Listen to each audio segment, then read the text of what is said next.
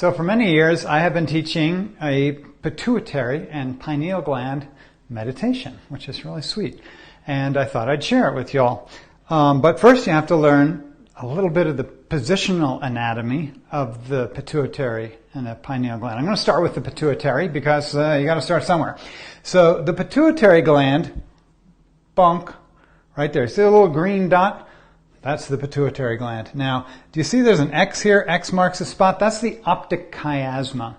Now, the optic chiasma is the pathway of the optic nerves of your eyeballs as they cross over behind themselves. So you see how the skeleton has cones, a very cone shape here for the eyeball, and there's a kind of a hole in the back. The optic nerve passes through there at an angle, right? Because the two eyeballs are in these cones, seated in these cones, so the nerves cross over each other like this. We call it the optic chiasma. And beneath it sits the pituitary gland.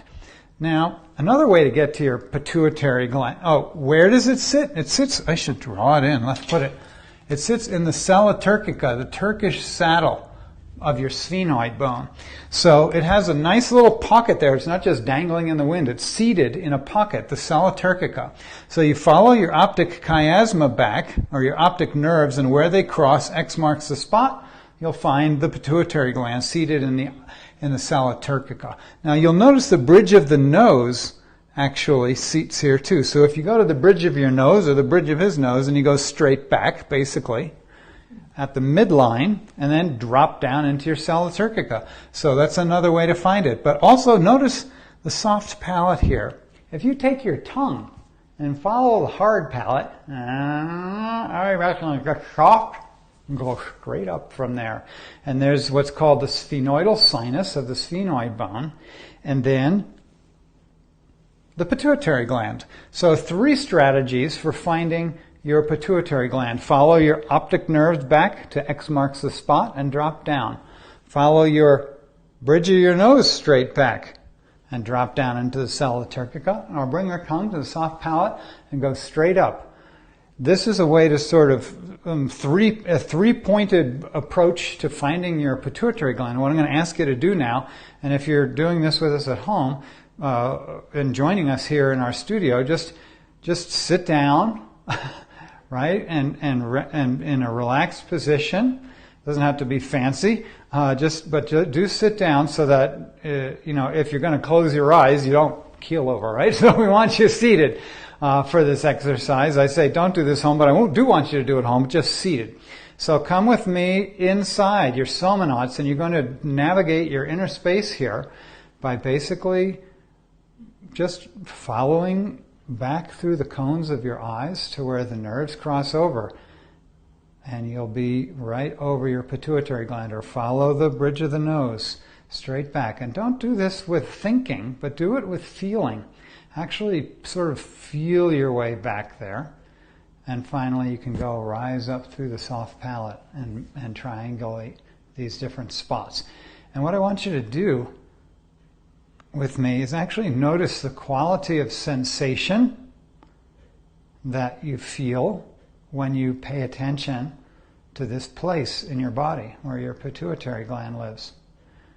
You might notice particular qualities of sensation that surprise you, or that sort of leap out to your attention as you just kind of hang out here in this place. It's in your body.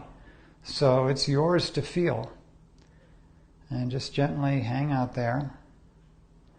Notice the qualities of sensation in your body that are particular to the place where your pituitary gland lives.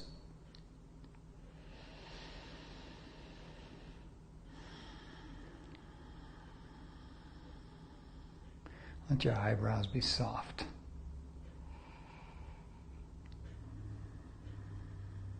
And then bring your attention back to the room. You can continue to feel the sensations.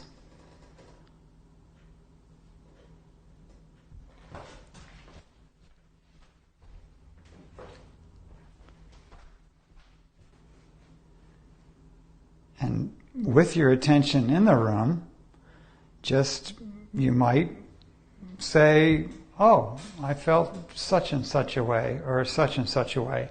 I'm not going to tell you what you feel. I'm not going to plant any ideas in your mind. But just allow yourself to add to your inventory of self-knowledge the quality of sensation that you notice when you hang out with your pituitary gland. Now we're going to add the pineal gland. Where is the pineal gland? Well, this is a self-portrait, by the way. You like it? So the pineal gland I have drawn right there. Where does it live? It lives in the back of the third ventricle. It has little feet touching the thalami on each side of the brain. The thalamus here is this little round part here. That marks the interthalamic adhesion. We're looking at a cross-section. This would be the corpus callosum of your brain. This would be the neocortex. And here we have our lateral ventricles. So the pineal gland sits at the posterior aspect of the third ventricle, which is kind of the negative space between the two thalamus tissues.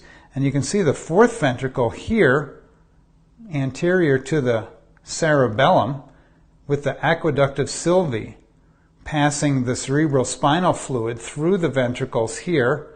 And notice how, if you were coming up from the spine, you'd be sort of splashing like a ball on a fountain, the pineal gland. Now, if we drop straight down from the crown of the head, the high point of your head here, you come into your pineal gland.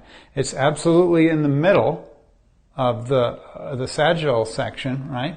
So it's in the middle plane along with the pituitary, directly down from the crown of your head. Another way to get to your pineal gland, well, we can't see the ears here, but if you went to right here on your ears and kind of went straight in and met that midpoint from the crown, right, in the sagittal plane, you're going to come, might be a little above the cartilage here, a little above the cartilage, right?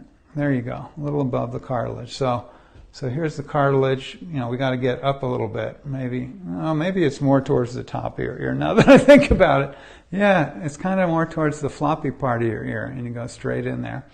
And another way to access your pineal gland is to go back to your pituitary gland and to do kind of a back dive, because the pituitary is about 2 inches forward and a half an inch down from the pineal. So you kind of draw an arc between the two, see? Like that. I like to say it's literally like doing a back dive. I'm the pituitary and I'm reaching for the pineal. Okay? So let's go there together. Okay? Our pineal gland, if you just settle in again like you did, be seated and allow yourself to follow the pathways I just described. You might drop down from the crown of your head like a plumb line or a pendulum down to your pineal gland. Or you could also kind of go like we described from the tops of your ears here, your ear cartilages, and follow your way into the center. Meet up with that midline again. Or you could just remind yourself of the feelings you felt when you visited your pituitary and kind of arc up and back from there, and you'll find the pineal place. And as you do, just notice what surprising qualities of sensation you might feel there, and maybe there's distinct sensations particular to the place where your pineal gland is, as opposed to your pituitary. And again, it's not a thinking process, but a feeling process that brings you into this space within yourself.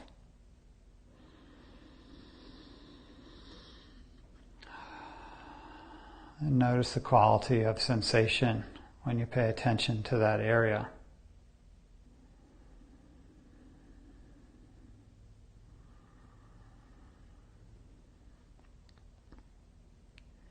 Now you might add to this, as you enjoy that sensation, that you can actually kind of reach forward from your pineal, forward and down towards your pituitary. And as you arrive at the pituitary place, you can kind of pause for a moment and then arc back. And you can actually create a sensation relationship between your pituitary and your pineal gland, just kind of arcing back and forth between the two at a very gentle pace that allows yourself to actually generate within you a combined sensation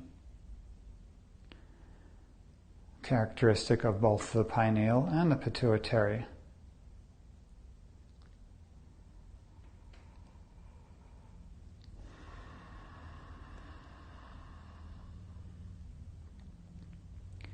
Now, this is an exercise that you can do by yourself or with friends or silently while you're working with a client who may be on your table and you're holding their head in your hands, and you can go to this place in yourself and find yourself entraining your client to a very deep and peaceful place within themselves. It's a nice way to do service, actually. It's a nice way to create an entrainment that's very positive and enriching. It's nice to know where your pituitary and pineal are, and if you're back in the room with me now, you might be aware of the quality of sensations that are still present to you. Not just lost in an internal world, but this can be present to you in our common environment. And again, I'm not going to tell you how you feel, but I'm going to let you enjoy the potential feelings that you have within you. So there you go, the little pituitary pineal meditation. It's a fun thing you can do. So easy to feel good in the human body with just inviting yourself within as a somnaut to travel deep in inner space. Thanks for sharing with me this experience. Bye.